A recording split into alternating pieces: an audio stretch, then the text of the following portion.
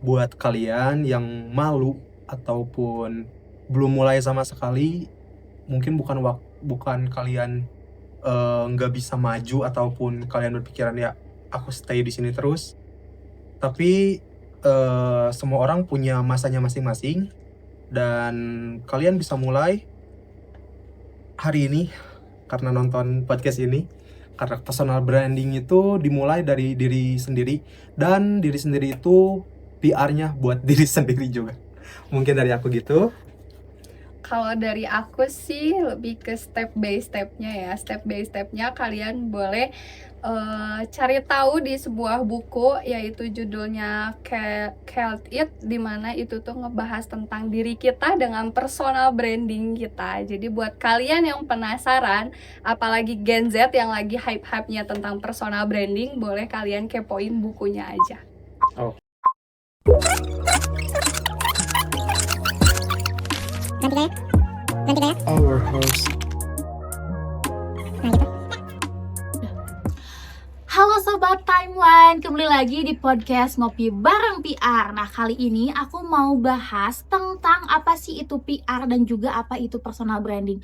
Mungkin buat teman-teman semua yang terbesit di kepala teman-teman semua tuh PR itu berkaitan tentang brand besar atau juga tentang brand. Nah pada kali ini aku bakalan fokus ngebahas tentang personal branding di sosial media. Nah tentunya aku di sini gak akan sendirian aja nih ngobrolnya. Aku bakalan hadirin dua narasumber kita yang tentunya juga dia adalah udah ahli banget di bidangnya, dan mereka itu salah satu media sosial spesialis. Nah aku bakalan hadirin buat kalian semua, ada Kak Fardan dan juga Kak Zita. Silakan. Terima kasih Mbak Kartika telah mengundang kami. Halo ya. Halo. Kak Zita, gimana kabarnya? Baik. Alhamdulillah. Ya, baru-baru banget ya kita datang sebagai tamu undangan dan hadir di Ngopi Bareng PR. Kayak kelihatan banget sesantai itu ya, karena dibalik PR yang sebenarnya tuh kayak jarang banget kita buat santai-santai, jarang banget kita buat bercanda itu, karena menurut aku PR kayak ya serius banget lah orangnya. Betul. Gitu. Gimana Kak Fardan sama Kak Zita perjalanan ke sininya? Lumayan jauh ya dari tempat Effort kita banget gitu. sih. Iya. Tapi ya kita hadir di sini emang kita mau sharing tentang pengalaman kita yang katanya Mbak Kartika tuh udah ahli gitu ya, kita tuh mungkin ya seperti itu. Betul. Nah, jadi di sini tuh aku pengen banget ngobrol sama Kak Zita dan juga Kak Fardan buat ngomongin tentang personal branding gitu. Nah, pasti teman-teman Sobat Timeline juga udah penasaran banget nih dan mau tahu gitu tentang personal branding di sosial media, khususnya buat Kak Zita dan Kak Fardan tuh salah satu media sosial spesialis gitu ya. Betul. Nah, aku tuh salah satu tipikal orang yang kalau misalkan melihat orang tuh, aku lihat dulu di Instagramnya gitu. Nah, aku lihat dulu tuh si story-nya, feeds-nya kayak gimana gitu. Nah, aku tuh kadang melihat kalau misalkan, bahkan aku bisa labeling terhadap orang tersebut gitu. Misalkan orang tersebut tuh feeds-nya rapi banget tuh, ini kayaknya orangnya estetik gitu dan rapi. Nah, atau misalkan orang itu tuh suka storyin terus tentang pedal. Nah, aku tuh bisa labeling orang itu tuh, oh mungkin dia orangnya kayak suka banget sama pedal. Nah kayak gitu. Nah menurut Kak Zita sama Kak Fardan gitu, kayak per impression di Instagram tuh ngaruh banget gak sih ke personal branding kita? Boleh dari Kak Fardan Boleh dulu aku aja yang ya. jawab mungkin ya kalau ini mah. Mungkin ya masalah first impression gitu ya. Kalau dari pengalaman aku gitu ya sebagai sosial media spesialis, itu mungkin hal yang paling penting gitu ya. Apalagi kalau kita pengen atau mau ketemu sama orang luar gitu ya, dari pihak eksternal mau ngadain rapat atau apa, mungkin karena kita sebelumnya belum kenal sama sekali, kita nggak tahu sifat beliau tuh kayak gimana. Nah, alangkah baiknya kalau menurut saya ya, stalking dulu lewat Instagramnya pribadi gitu. Iya, betul. Nah, karena kenapa? Mungkin first impression menurut saya pribadi itu sangat penting. Dikarenakan kalau first impression kalian baik dengan orang baru, mungkin kedepannya juga akan menjalin hubungan yang lebih baik juga gitu. Sedangkan kalau sebaliknya, first impression kita buruk karena kita nggak tahu orang ini seperti apa, orang ini gimana sifatnya. Mungkin first impression buruk bakal terjadi gitu ya. Ya karena itu stalking lewat sosial media atau kita ngelihat sosial media yang akan orang yang kita temuin gitu mungkin penting seperti itu kalau di dunia PR seperti itu. Secara nggak langsung kalau kita tuh bersosialisasi dengan media sosial, Betul. terus kita juga harus harus ngekonsep segala rupanya supaya orang tuh ngelihat kita tuh kayak wah ini ya engagementnya bagus gitu kan, terus kayak wah hebat gitu kan. Oke, mungkin kita tuh harus punya personal branding yang bagus gitu ya di sosial media terutama. Nah, kalau misalkan kayak gitu nih, menurut Kak Fardan sama Kak Jita, personal branding kita di Instagram atau sosial media tuh bisa dibilang sebagai CV kita juga nggak sih, kayak CV kita untuk dilihat oleh orang lain gitu di media sosial? Iya, kalau Boleh? Oh. Kak Jita aja dulu, Kak Jita coba nanti aku tambah. kalau dari aku sih betul banget yang dibilangin sama Kak Kartika ya, kalau ini tuh sebagai CV digital. Karena kenapa? Sebelum orang yang lihat kita itu, bahkan Mbak Kartika juga sebelum ngundang kita pasti kan lihat Instastory kita Betul, dulu iya. gitu kan, riset-riset dulu, atau bahkan kayak ngelihat dari Instagram, oh dia orangnya kayak gini gitu kan, profesional itu kah gitu. Jadi Betul. menurut aku itu sangat bergantung sekali buat para publik atau para audiens lainnya yang bisa berkontribusi langsung dengan kita gitu. Kalau dari Kak Fardan nih sendiri gimana? CV digital ya Iya, di CV sosial digital. media. Mungkin di masa sekarang gitu ya, orang yang mau ngelamar kerja, terus pastinya HRD tuh pasti minta juga sosial media kita gitu. Itu juga makanya bisa disebut CV digital menurut saya pribadi. Bahkan setelah kita kerja juga pastinya gitu ya, sosial media kita juga pasti dipantau sama orang baru yang pengen tahu tentang kita gitu. Kita tuh Ya. orangnya seperti apa, dan lewat sosial media itu kita ngebentuk CV terstruktur dan teliti. Maka dari itu sosial media itu emang CV digital kita seperti itu.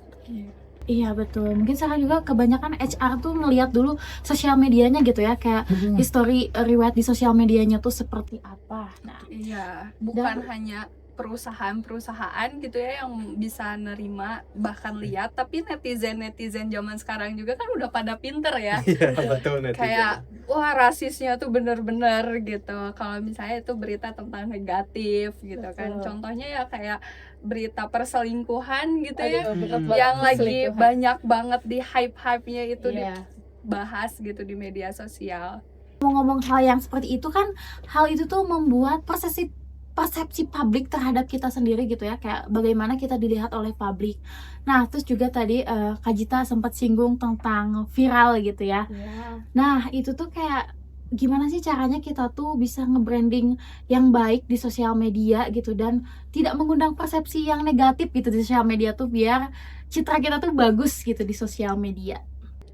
Kalau dari aku sih ngelihat media sosial itu kayak kita lagi cerita aja ya sama di depan kamera, cuman posisinya kita lagi sendiri mungkin ya.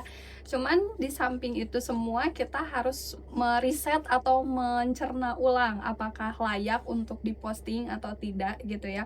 Karena efeknya apa? Media digital itu kan sangat terjangkau panjang ya. Banyak banget yang bisa dikeluarkan padahal masalahnya itu udah lama banget gitu ya. Jadi menurut aku sebelum kita membuat feeds atau konten apapun itu, lebih baiknya sih kita riset dulu kayak apa nih tujuannya gitu, hubungannya apa gitu. Kalau misalnya di situ ada rasa positifnya, boleh kita di up gitu. Boleh dari Kang Fardan ada tambahan? Viral ya berarti. Mungkin kalau masalah citra reputasi, benar kata Kak Jita, kita emang harus bertanggung jawab gitu ya dengan apa yang kita posting. Karena mungkin ya kemungkinan besar atau mau konten apapun ataupun apa yang kita posting di Instagram ataupun sosial media lainnya gitu, pastinya akan berpotensi viral gitu. Iya. Akan tetapi viral itu ada dua, yang dimana ada buruk ada baik. Nah, kita di sana tuh harus bijak menggunakan sosial media gitu. Nggak semena-mena kita pakai sosial media tuh untuk nge-up apapun yang kita suka, akan tetapi kita eh, nggak apa ya, lebih ke Lihat dulu nggak peduli impactnya mungkin. nggak peduli sama orang lain gitu. Mungkin apa yang kita posting ini tuh kedepannya bakal ngebangun citra kita lebih baik, lebih bagus itu kan. Betul. Ya, Sedangkan kalau sebaliknya, mungkin citra kita yang cap jelek juga. betul, dicap jelek seperti itu. Mungkin kalau masalah viral sama citra reputasi gitu. Oke, baik. Nah, mungkin kalau misalkan kayak gitu ya, viral itu bisa dibilang salah satu strategi dan juga ujian gitu ya sekaligus. Iya, Nah, betul. mungkin kalau misalkan kitanya baik gitu di sosial media gitu, kita terkenalnya baik, personal branding kita bagus, tapi bagaimana kalau misalkan kita itu mengalami krisis personal branding gitu? Kayak ada kasusnya yang lagi viral mungkin ya. Kita ambil aja contohnya Jule gitu. Nah, itu kan beliau tuh sedang krisis personal branding gitu di sosial media. Semua publik tuh mengecap bahwa beliau itu reputasinya jadi buruk gitu. Nah, kalau misalkan udah ada reputasi yang buruk seperti itu, gimana sih cara menangani krisis tersebut gitu sebagai seorang PR? Kalau masalah, ya itu krisis gede banget gitu kan kalau Iya, dari kasus Jule gitu ya. Karena sebelumnya kan beliau itu citranya tuh baik banget gitu kan. Iya. Sampai emang kerjasama sama brand-brand besar juga ada gitu kan. Akan tetapi karena salah satu isu perselingkuhan, mungkin perselingkuhan di Indonesia atau mau di negara manapun termasuk dicap sangat jelek gitu kan. Iya, tidak bisa dinormalisasikan ya. Enggak sama sekali. Nggak sama sekali. Makanya dari sekarang kalau saya lihat gitu, Cule nggak ada klarifikasi sama sekali, karena mungkin kalau saya sebagai PR atau menangani sosial media beliau gitu ya, Iya. pastinya sulit sih buat ngebalikin nama beliau yang sebelumnya ya sekarang udah jelek, pengen jadi bagus lagi. Mungkin sulit, tapi pastinya ada cara gitu. Tapi sulit sih, Butuh waktu jujur juga. butuh waktu banget, waktu sih yang pasti main buat ngebagusin citra mereka, atau bukan citra mereka sih, Jule. Iya, Gitu karena mungkin sih. cukup sulit juga ya untuk kalau misalnya reputasinya udah jelek tuh cukup sulit untuk mengembalikan persepsi kepercayaan publik terhadap kitanya gitu ya. Iya, betul. Nah, jadi kita tuh mungkin kesimpulannya, kita tuh harus bijak dalam bersosial media. Nah, kita tuh harus tahu tujuannya mungkinnya dan arahnya gitu. Kita tuh mau dikenal seperti apa, mau gimana gitu di sosial Iya. media, dan harus memikirkan juga impact dan dampaknya gitu terhadap kitanya tuh apa. Nah, oke, cukup berat ya ini obrolannya tentang viral. Mungkin bisa Betul sekali. minum dulu kapan Oke, boleh. kita. Ini dari Top Coffee ya? Iya.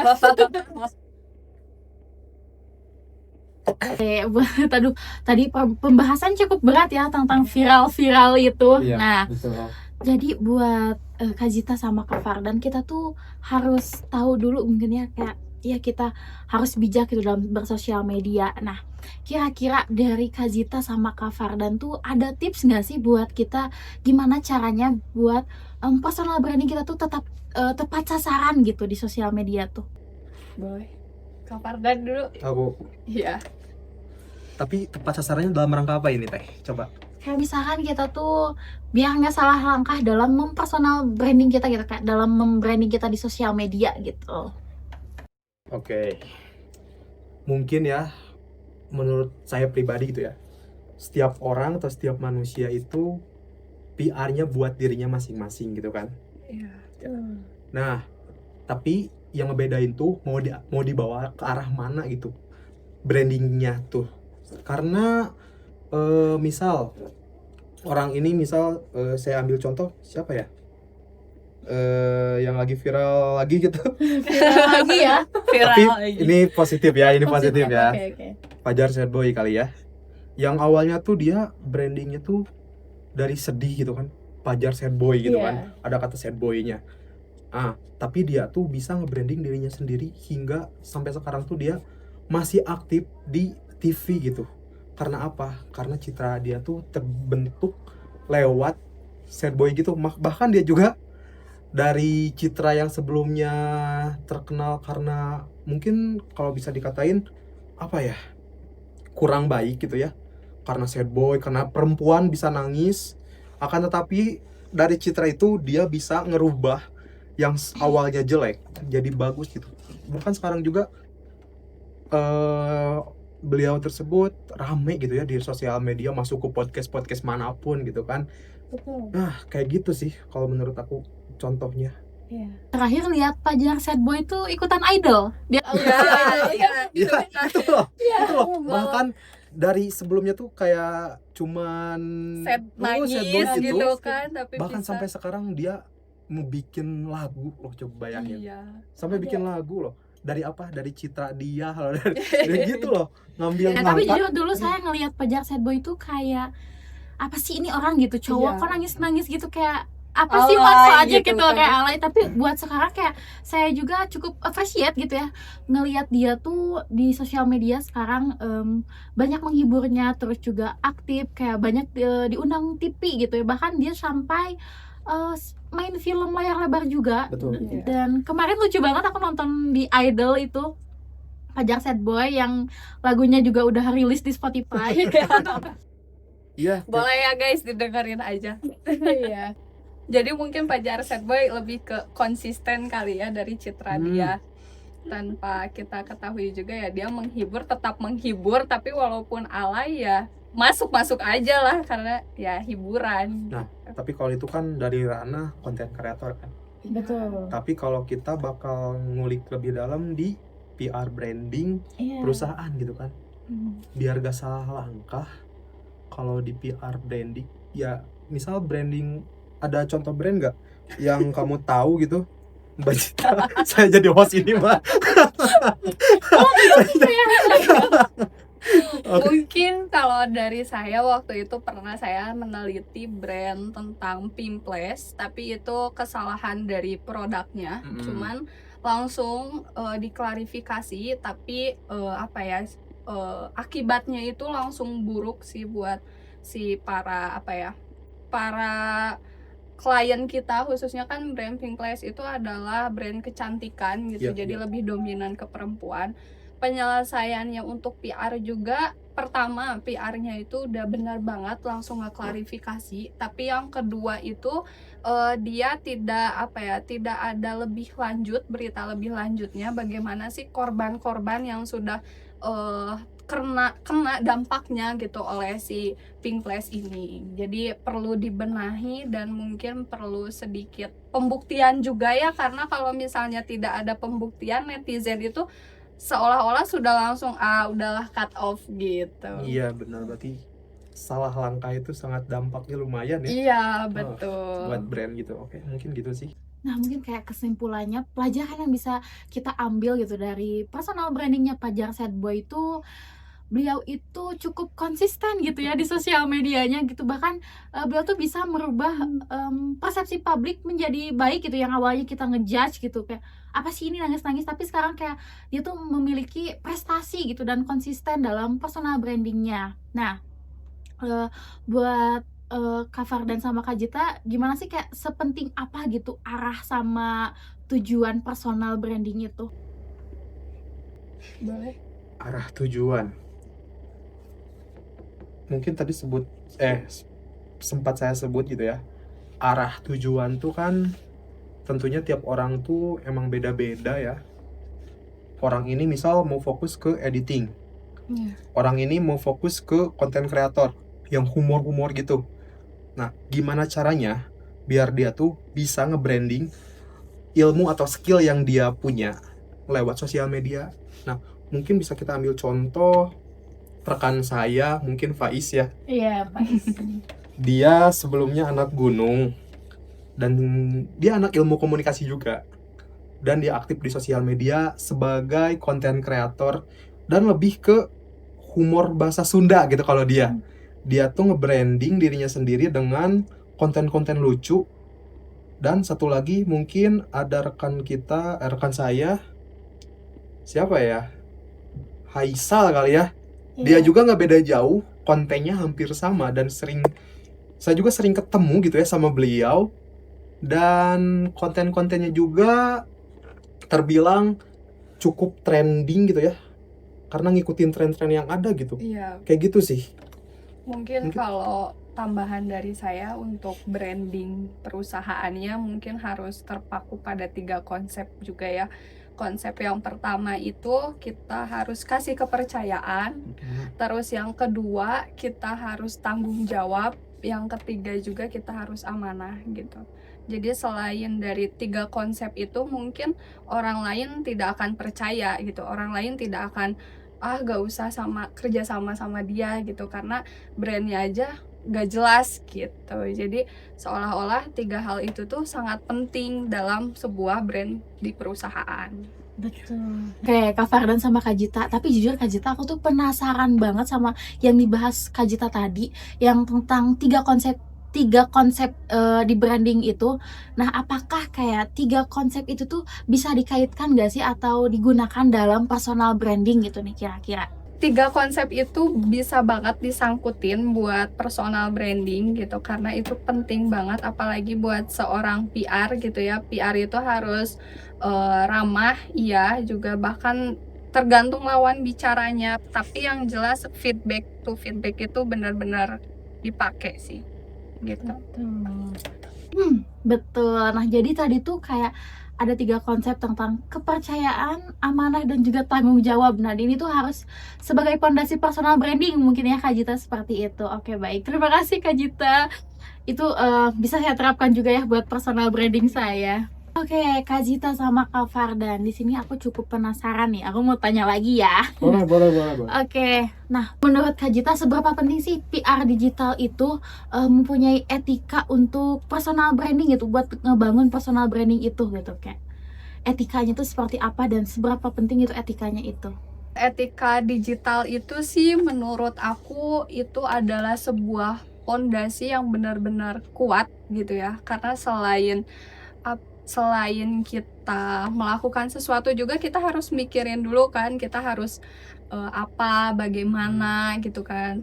Nah, mungkin juga sebelum kita mau nge-personal branding, kita harus punya etika yang benar-benar baik supaya publik juga mengenal kita adalah baik gitu. Jadi etika digital itu sebelum kita mau personal branding, kita harus punya dulu, terapin ke diri kita sendiri. Kita harus punya etika yang baik, jangan sampai kita contoh deh dalam konten gitu ya, konten kita mau buat konten apa, misalnya vlog gitu ya, vlog kan bebas, tidak ada struktur apapun gitu, apa yang mau kita bicarakan itu bebas. Nah, dalam etika juga, dalam hal vlog itu juga kita harus menjaga mana yang harus diucapkan, mana yang enggak. Nggak mungkin dong kalau kita ngevlog tapi keluar dengan kata-kata kasar gitu kan. Walaupun santai, tapi kita harus bisa membawanya ke yang baik gitu. Aku mau ngomong tapi udah disikat semua sama Kak Jita. Oke, mungkin itulah aku mah hampir sama.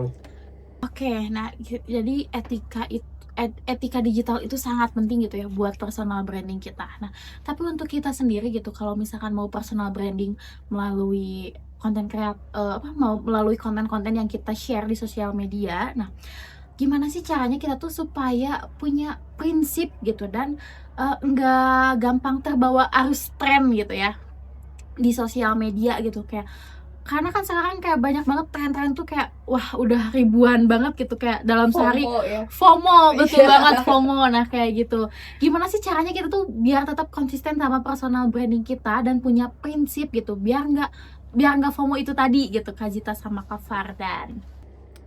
Biar gak FOMO ya, mungkin kalau menurut aku ya kurang setuju sih, karena mungkin orang-orang mau dimanapun gitu ya, para netizen itu pastinya mungkin gini aja lah, aku misal sebagai konten kreator yang pengen nge-branding diri sendiri dan punya followers yang lumayan banyak, lalu ada tren baru nih, nah aku mending join atau enggak?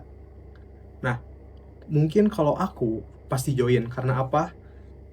Berpotensi viral kalau FOMO. Betul. Nah, tapi balik lagi ke tanggung jawab. sebelum kita ngeposting apapun yang viral itu, yang viral lagi, apa namanya? Tren itu, kita harus lihat dampak kedepannya kayak mana gitu. Apakah positif atau negatif? Nah, mungkin itu sih. Mungkin maksud dia kayak dilihat dari target audiensnya kali ya. Iya. Kalau target audiensnya santai segala macam ya kita menyesuaikan Betul. gitu kan. Ya, Tapi kalau misalnya resmi ya kita juga harus sebagai contoh PR yang resmi juga. ya mungkin aku kan punya pengalaman juga suka chatan sama konten kreator buat ngajak kerjasama gitu kan. Yang aku lihat, yang aku pantau gitu ya, mungkin dari perusahaan aku tuh berfokusnya tuh ke konten kreator yang sesuai sama jalur apa ya, mungkin di aku mah fokusnya tuh di bidang fashion gitu kan, yang dimana aku juga pastinya nyari konten kreator yang mau diajak kerjasama yang aktif juga di fashion kayak gitulah, dan mungkin ngikutin tren itu ya, ngikutin tren loh gitu. Nah, ngomong-ngomong konten kreator nih, tadi Kak Fardan sempat bahas konten kreator. Konten kreator juga kan punya personal branding gitu ya di Pasti, sosial pasti, media. iya. Ya, pasti itu kayak hal yang pasti. Nah, apakah kayak evaluasi konten gitu, kayak evaluasi personal brandingnya itu seberapa penting dan seberapa perlu gitu di sosial medianya? Evaluasi konten, kalau misal konten kreatornya tuh emang yang sukanya humor ataupun ya emang ngasal gitu, kontennya tuh kayak emang nggak ngikutin tren ataupun apa, ngevlog gitulah terus dikirim ke media sosial, mungkin nggak perlu evaluasi ya, karena itu emang buat asik-asikan. Akan tetapi kalau misalnya bawa nama brand itu emang harus gitu sih. Ada tambahan gak sih? Tolong tambah sih. Aku tadi mau ngomong tapi ngeblank dikit gitu. Serius, apa tadi Taya? Coba tambahin lo. Jadi ikutan ngeblank. Itu. Aduh, deg-degan juga tujuannya ini tuh. kemana ya? Oh, Aduh ya, kita harus relax dulu nih. coba ulang lagi Santai. pertanyaannya sedikit. Iya. Dikit aja. Ngedistract gitu. Nah, ngedistract biar ingatannya pulih lagi. Oke. Gimana? Gimana sih tadi tuh kayak seberapa penting gitu evaluasi konten, kayak evaluasi buat personal brandingnya, kayak kita tuh kurang apa gitu dalam personal branding ini. Karena kan konten kreator tuh penting banget ya personal brandingnya dan harus punya gitu kalau misalnya di sosial media. Kayak gitu. Evaluasi konten. Oke, evaluasi konten. Tadi lupanya di situ loh. Iya, nggak apa-apa. Mungkin ya kayak tadi aku sebut gitu kan, kalau yang buat rame-ramean apapun diposting di IG gitu ya, kayak mungkin kayak humor gitu udah Farik, gak perlu evaluasi konten tapi dia udah punya citranya tersendiri. Akan tapi kalau misalnya ada sangkut pautnya sama kerja sama brand, yang dimana itu evaluasi konten itu wajib seperti itu. Mungkin kayak kontennya tuh kurang menyampaikan pesan persuasifnya gitu untuk mengajak orang-orang dan CTA-nya gitu. Seperti itu. Ya, saya setuju banget apa yang udah dibilangin sama Kak Fardan. Jadi selain itu juga mungkin saya sedikit menambahkan ya, sebelum kita mengikuti evaluasi tren tadi, kita juga harus punya prinsip atau fondasi yang kuat gitu. Jadi mana yang benar, mana yang enggak gitu. Apakah ini mau diambil tapi bagus buat citra kita, itu nggak jadi masalah ya. Iya, Tapi iya. kalau misalnya sebaliknya, lebih baik kita kayak mundur Susun ulang, atau susun ulang gitu. Oke.